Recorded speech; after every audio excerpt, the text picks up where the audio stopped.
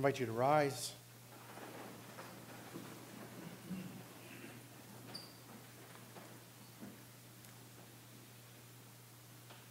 Lord be with you.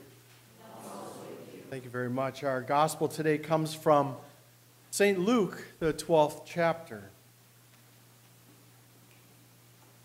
Do not be afraid, little flock, for your Father has been pleased to give you the kingdom of God. Sell your possessions and give to the poor. Provide purses for yourselves that will not wear out, a treasure in heaven that will never fail, where no thief comes near and no moth destroys. For where your treasure is, there your heart will be also. Be dressed, ready for service, and keep your lamps burning, like servants waiting for their master to return from a wedding banquet, so that when he comes and knocks, they can immediately open the door for him. It will be good for those servants whose master finds them watching when he comes. Truly, I tell you, he will dress himself to serve, will have them recline at the table, and will come and wait on them. It will be good for those servants whose master finds them ready, even if he comes in the middle of the night or toward daybreak. But understand this: if the owner of the house had known at what hour the thief was coming, he would not have let his house be broken into. You also must be ready, because the Son of Man will come at an hour when you do not expect him. The Gospel of the Lord. Praise to you, O Christ. I invite you to be seated.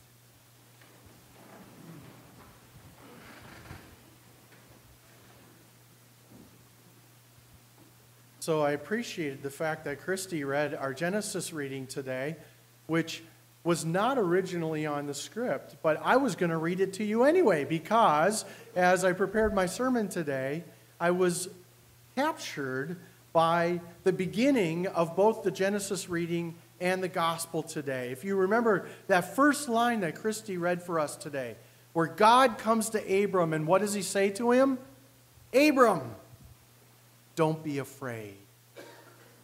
And we hear that same phrase at the beginning of the gospel. And I found myself wondering, what was Abram afraid of? I wonder.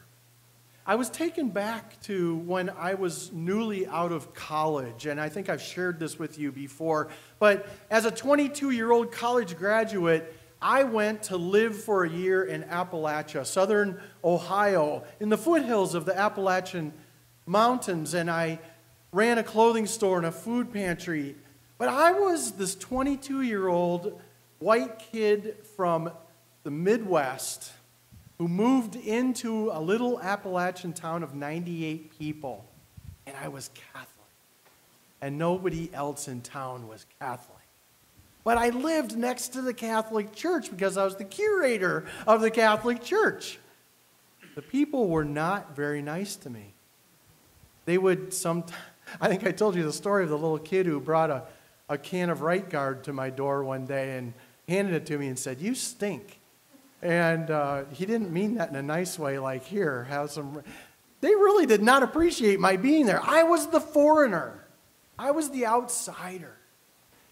The reason why it's a significant story for me is because when I think back on that year, and I think about the times that I really sensed fear. As a young man, I did. I sensed fear that year when I started to be isolated, especially in the heart of the winter. We had a lot of snow, and I was cut off. I was separated from the rest of the community for sometimes days on end, and I would get insecure in my isolation and my separation. I would start to wonder as I sat in my house, is anybody thinking about me at all?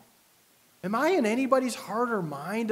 Are my family back in Iowa thinking about me? Is anybody wondering what I'm doing? I wondered if I had been forgotten. All my insecurities came to the surface, and I felt fear. And I wonder a little bit if that isn't what Abram was experiencing in this first reading from Genesis today. This fear that comes with going to a new place. Maybe some of you have done that in your own life, where you picked up and moved somewhere, not always knowing where you were going to land or what it was going to be like. But you went trusting a call. And that's what Abram and Sarah did. They followed the voice of God and left their homeland in Mesopotamia and Chaldea. And they went north and they settled in modern-day Iraq. And there, Abram lost his father. And so filled with grief, he continued to follow the call of God to go to Canaan, modern-day Israel. And there he set up camp, but then a famine hit. And he ended up going down to Egypt with his family and with his nephew Lot and his family. And in Egypt, Abram had to defend his own life. And he did that by giving his wife to the Pharaoh. Sure, he sacrificed her life to protect himself. But Abram came out of it kind of smelling okay, because when the Pharaoh found out that Sarai was his wife, he gave him back to him and said, "What are you doing, man? Get out of here. Go back home. Oh, by the way, here's some herds and some servants, and here's some gold and some silver." Abram comes back to Canaan, a wealthy man. And he and Lot have such huge herds and so many servants that they have to split ways, part ways. And Lot goes down to Sodom and Gomorrah, and Abram settles in the Negev desert in Mamre. And right before this story, again, why is Abram afraid? I mean, he seems to be doing pretty well. He just, before this story, conquers 5 kings near him who had taken over Sodom and Gomorrah and had captured Lot and his family. And Abram successfully overthrows those kings and rescues back Lot and his family. And the kings of Sodom and Gomorrah in the south are grateful, and they give him lots of wealth. And the priest Melchizedek comes out and blesses him and blesses his God. Abram seems to be on top of the world. And he's seen a lot of life. Because we hear in this story that he's quite aged, nearly dead, he says. But God comes to him and says, "Abram, I am your shield. I am your great wealth. Be not afraid." And what is Abram afraid of? He says to God, "What's all this for, God? All this wealth, all these riches, my trust and my faith in you, what is it all counted for? You haven't given me an heir. You haven't given me a son to pass it on to. I don't have somebody who will love these herds and these servants the way I have. All of it is going to go away. I will be forgotten." Maybe that's the fear that Abram was existing. It was the idea that he would be forgotten. His legacy would not be carried on. All of it, as we heard from Koheleth last week, is like vapor, that it would all go away. And he had fear around that. And so God says to Abram, "Do you trust me? Do you trust that you could have descendants as numerous as the stars?" And Abram says, "I want to trust you, God, but the problem is, see, Sarah and I, we're beyond childbearing years. I mean, this nature thing is real." God takes him outside of his tent, in the middle of the day, in a trance. He's having a mystical experience. This is real. I don't know if you've ever had a mystical experience where God came and spoke to you, but this is what's happening with Abraham. And he's learning about this God he has said yes to. And as God takes him out into the middle of the day and tells him to look up at the sky, and he says, "Abram, count the stars if you can."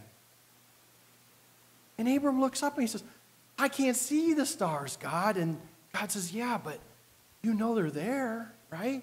When in the darkness you saw the stars, you know the multitude of the stars. This isn't about you not being able to count them because there's so many. This is about God saying to Abram, do you believe there is a reality beyond what you can see, beyond what you can grasp? Can you believe there's a reality in your imagination that is beyond your understanding? That's the God that I am. That is what I intend to do, is to bring life where there is no life. And Abram trusts God. And God credits it as righteousness. And so Abram becomes for us a model of someone who says yes to God, even when what God is asking of him is beyond his understanding. And even when Abram is granted the gift of this son, in laughter and in joy, he is going to teach us when he hears that this son is being asked of him to sacrifice his own blood, his own legacy, his own future. This is what I've been waiting for. God, you grant me the fullness of my prayer, and then you ask it back from me. Isn't that a lot like our lives? That cycle of receiving and losing. And God says to him, but Abram, don't you understand? I don't want Isaac's life. I want your faith.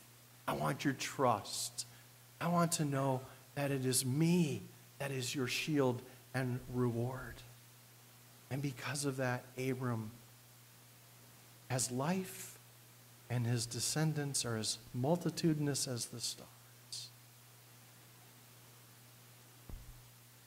Now fast forward 1,700 years. Can you do that for me real quick? 1,700 years. We're to the time of Jesus, and we're to the time of the writer of the letter to the Hebrews, and Luke, who's writing to his community, his Christian community.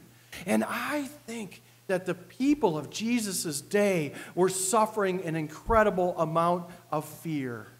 A fear that comes along with not believing that they're in the mind of God. I mean, look at the image of God that had presented to them. A God who is out there, a God who demands sacrifice, a God who says, live the law, a God who wants them to give tithes, a God who demands them to wash and to fast in order to be righteous, a God who seems demanding, almost like a warlord, more than a loving, compassionate God who reaches out to us. The people had forgotten the God that Abram came to know. They lived in the separation and the isolation that raised up fear in them.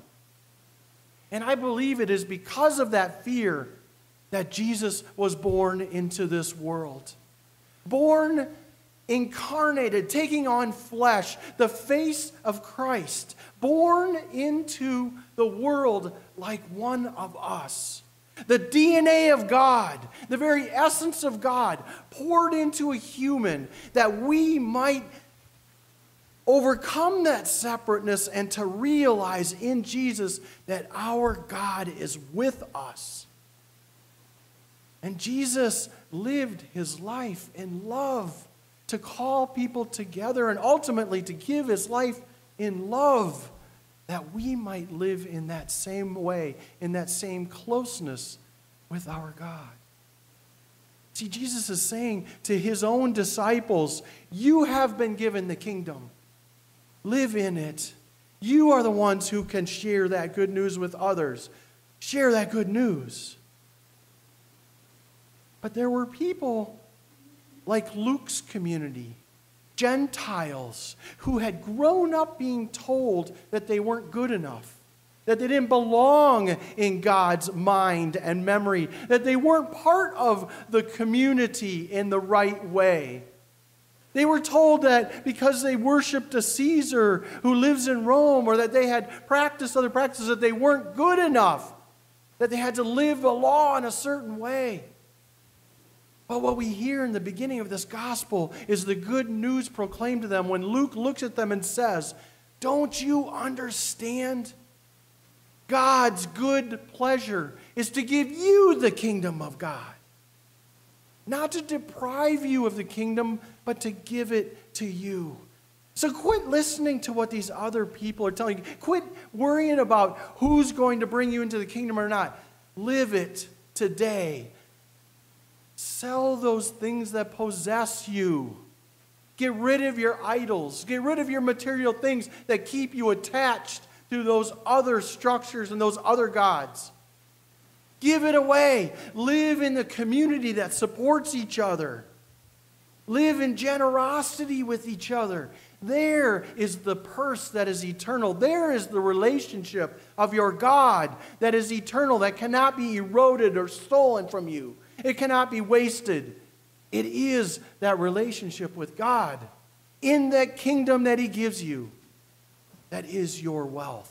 That is your shield. Live it. And He says to them, be ready. Be ready. And what have we been told so often in our lives when Jesus says be ready? What's He talking about? There are those who would suggest, He's saying be ready in case you die. Be ready for heaven when you die. I don't think that's what Jesus is talking about at all. I think He's talking about the here and the now. He's saying be ready because the kingdom is here now. And guess who's going to come knocking at your door? The Son of Man. The Son of Man is that title that He uses saying, me. But it's not going to be Jesus, the historical Jesus. It's going to be Christ incarnate again and again and again in the faces of people like you. Like the faces of those people that are wandering Main Street in Anamosa. The faces of those people who are standing at our borders. The faces of those people who are going to the moon. The face of Christ in our midst is knocking at our door. Are you ready to open the door? Are you ready to welcome people into the love of our God? Are you ready to help people to overcome their fear of being left out or not belonging by bringing them into the loving community of God? Are you ready as the disciples of Christ to open the door? To help us think about being ready, I want to invite you to pray with me. This prayer is on the front of our bulletin. Hopefully you all snagged a bulletin when you came in.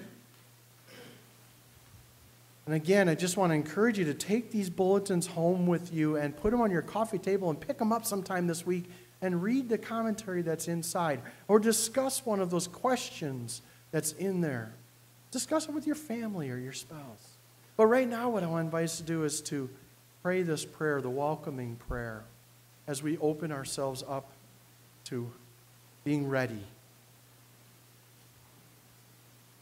Welcome, welcome, welcome.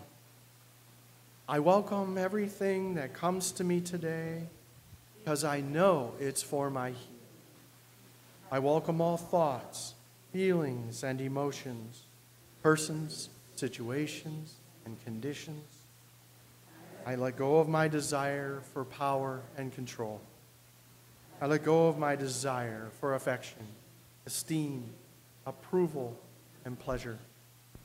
I can let go of my desire for survival and security. I let go of my desire to change any situation, condition, person, or myself.